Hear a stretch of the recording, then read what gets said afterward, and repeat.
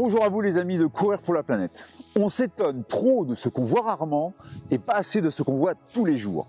Cette citation de Madame de Genlis, qui date du XVIIIe siècle, a percuté la tête d'un adolescent, Victor Noël, à qui nous rendons visite aujourd'hui.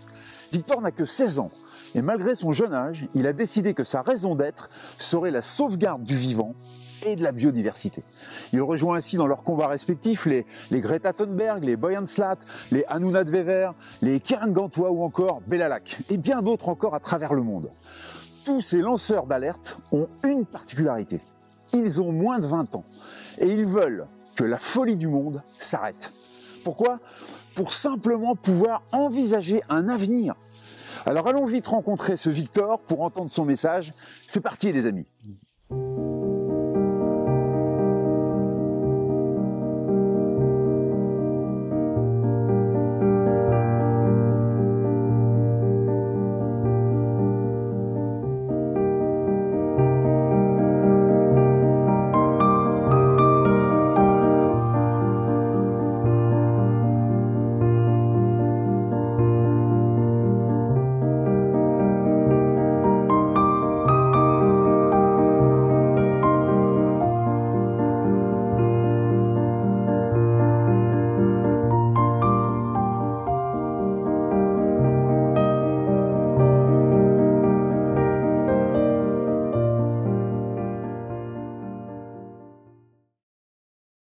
Alors nous sommes ici à Romba, chez Victor Noël, au pied d'une belle source de diversité, au pied de cette mare qui est chère à celui qui nous accueille aujourd'hui.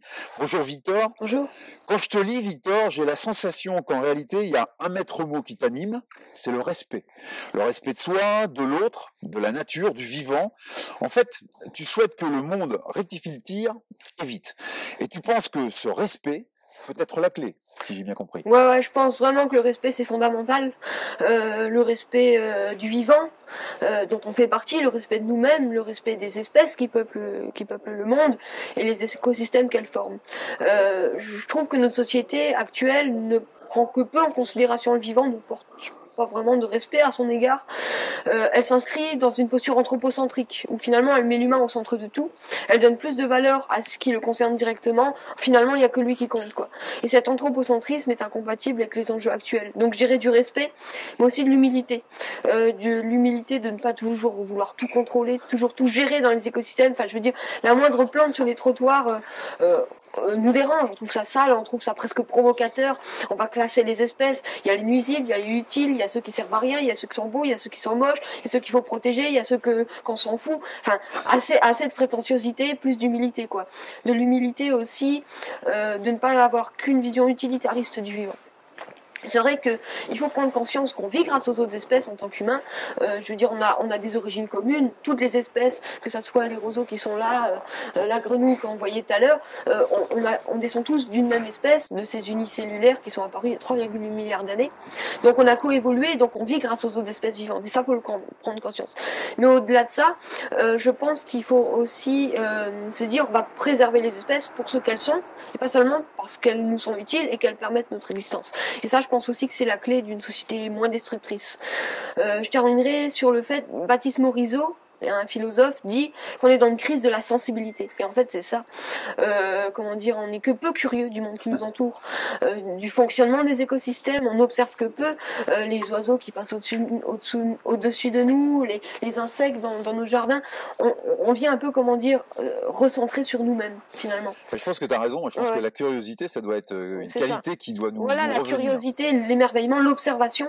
L'observation, c'est la première étape vers la prise en considération qu'on n'est pas tout seul à habiter le monde, qu'il y a des espèces qui sont là, qui comptent, et qu'on doit apprendre à partager l'espace avec elles. Et je pense que tu vas être d'accord avec moi, prendre en compte que dans le vivant, il y a nous, donc il y a nous et il y a tout le reste. Voilà. Donc, tu as bien raison là-dessus. Ensemble, quoi. Tu as raison. Alors pour m'être promené ici un petit peu sur ta chaîne YouTube, j'ai vu que tu avais un amour inconditionnel de la forêt. Tu dis qu'elle te dépasse et j'aime beaucoup ça. Explique-moi ce que tu entends par là, elle te dépasse. Ouais, c'est vrai, la forêt, c'est vraiment un milieu que j'adore. Ça fait partie de ma vie, j'y passe beaucoup de temps pour de multiples raisons. Indirectement, elle a aussi participé à me faire prendre conscience à tout ça. Donc, comme je dis, c'est l'observation qui m'a amené à vouloir m'engager. Quand je dis qu'elle me dépasse, c'est vraiment pour faire comprendre qu'il faut pas avoir une vision simpliste des écosystèmes. Quand je dis qu'elle me dépasse, en fait, on en apprend tout le temps sur le vivant. Par exemple, il y a pas si longtemps que ça, on savait pas que les arbres, grâce à leur symbiose qu'ils forment avec les champignons, pouvaient interagir entre eux, partager des nutriments et aussi des informations, même des informations immunitaires. Les arbres ont une mémoire immunitaire qu'ils peuvent partager. Donc on en apprend constamment sur le vivant. On pourra jamais tout comprendre, tout connaître, et ça demande aussi de l'humilité. Et alors quand je dis qu'on ne doit pas avoir une vision simpliste d'écosystème, c'est que je me rends compte que bien souvent, on perçoit les forêts et les milieux naturels en général comme des simples décors, comme des cartes postales 3D dans lesquelles il est bon de se promener. Et ça nie la complexité de ces milieux-là, et ça empêche finalement de pouvoir prendre en compte les besoins, les intérêts qu'ont les espèces, ces besoins et intérêts qui leur sont propres ou communs. L'interconnexion qu'on a tous ensemble.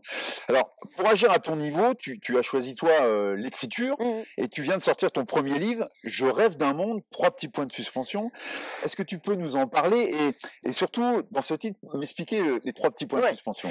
Alors du coup, ce livre, il est sorti en 2020, je l'ai écrit en 2019, il m'a été proposé par les éditions de la Chaux-Niestlé. Et donc c'était l'occasion pour moi de partager mon ressenti vis-à-vis de l'effondrement de la biodiversité. On parle d'une 6e extinction de masse du vivant. La dernière, elle a eu lieu il y a 65 millions d'années. Donc c'est terrible. On est dans l'un des plus grands défis que n'ait jamais connu l'histoire de l'humanité. Et donc partager mon ressenti vis-à-vis de ça, donner un peu des exemples d'engagement qu'on peut prendre à notre échelle, et puis surtout appeler à repenser nos liens avec le vivant. Et donc ces 3 points de suspension, ils appellent un peu à découvrir comment dire, mes idées, ma vision, et peut-être aussi montrer qu'un nouveau monde est à inventer, ou plutôt une autre société pour un nouveau monde, et que cette nouvelle société doit être repensée dans son entièreté, de façon globale, holistique. On a aussi un problème dans nos sociétés, c'est qu'on voit les choses de façon linéaire, alors qu'on doit voir les choses de façon globale. Et donc ces 3 points de suspension représentent peut-être le nouveau qui devra constituer cette société, les nouvelles valeurs, les nouveaux paradigmes. Alors tu dis, on est dans un grand défi, et moi je pense qu'il faut prendre en compte que ce grand défi, ça pourrait être aussi une très très belle opportunité de rectifier le tir. Ouais. Alors Victor, pour terminer cette interview, j'ai pour habitude de toujours laisser 42 secondes à mon invité pour laisser un message impactant à tous ceux qui nous écoutent, les jeunes et les moins jeunes. Ça serait quoi ton message, Victor? Mon message, ça serait: émerveillez-vous, observez ce qui vous entoure, soyez curieux, attentifs au monde qui vous entoure, et puis surtout, engagez-vous. Actuellement, l'engagement doit jouer une place centrale dans notre société pour la faire évoluer. Plus nombreuses seront les personnes engagées, plus la notion de changement paraîtra évidente. Donc l'engagement associatif, l'engagement politique, l'engagement auprès des collectifs, proposer des choses à sa commune. On doit ensemble, l'engagement, c'est résister, c'est résister contre la destruction des moyens de subsistance de notre espèce et de toutes ces espèces qu'on oublie. Donc engageons-nous.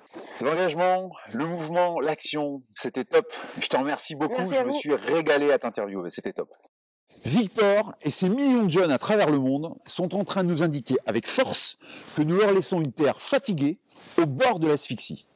Beaucoup d'entre nous pensent que ce sont eux qui vont rectifier le tir, que certes, nous avons exagéré, mais maintenant nous, que pouvons-nous faire? Ce sera le combat de leur vie, par simple nécessité. Eh bien les amis, je ne suis pas d'accord. Comme nous le prouve Victor, il n'y a pas d'âge pour entrer dans l'arène et se préparer au combat. Que l'on ait 40, 50, 60 ans ou plus, nous nous devons d'agir. Et d'agir vite. Nos enfants ne sont pas ceux qui vont changer le monde.